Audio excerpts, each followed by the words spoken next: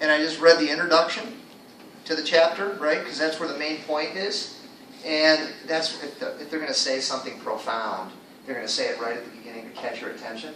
So you can go capture something like profound and interesting, their big point, right in the introduction or conclusion.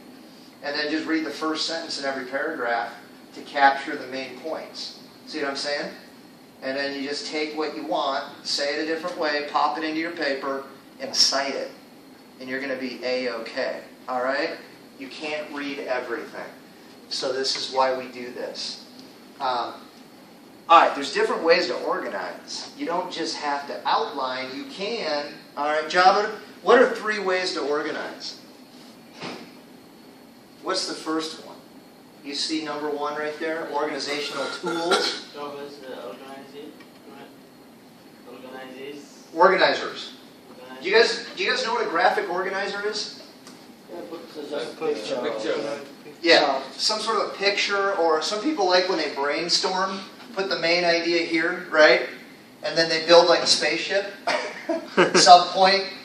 Some people remember stuff spatially, or they draw a picture, and they somehow remember with pictures. It's okay. Charts. Sometimes that helps people to draw a chart of something with the information organized in categories. Or some people like outlines, like me. I like outlines, especially if I'm organizing a lecture.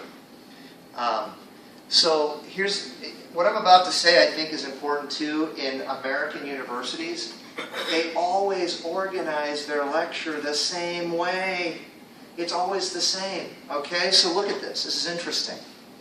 It says, and I'm under lecture organization. If you know this, then use it to your advantage. It says, when you're thinking about the organization of a lecture, remember that most academic lectures have what? 3 things. An introduction, a body, and a conclusion. Man, it's just like a good essay. Alright? So, that's what they do. The introduction can be very short, but it's key. They're going to tell you right up front the main point of what they're going to say. And maybe even the subpoints underneath. So you can capture your outline headings right at the very beginning. Just throw them down. Point 1, point 2, point 3. These are the 3 big points we're making today. The introduction can be very short, but it's key to understanding the organization of the lecture. In the introduction, the instructor may say, look at the 3 things. And let's see. Mohammed. What are the 3 things that might get said in the introduction? What do you see?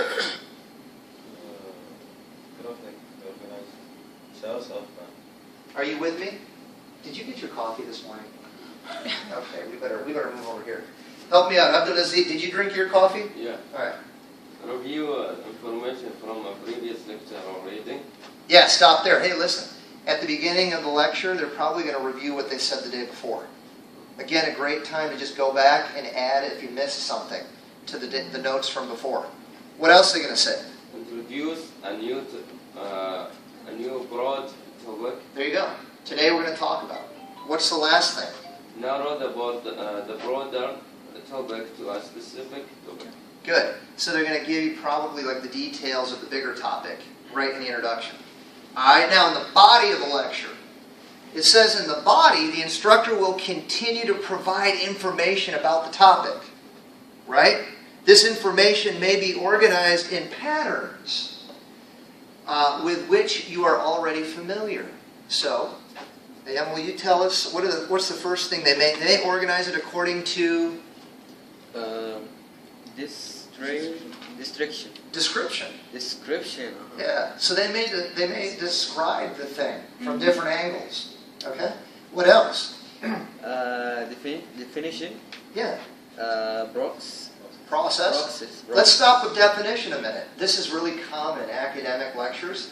They're going to take, remember the 2 terms we just talked about? Initiative, initiation, leadership, and what was the other one? Consideration. Yeah.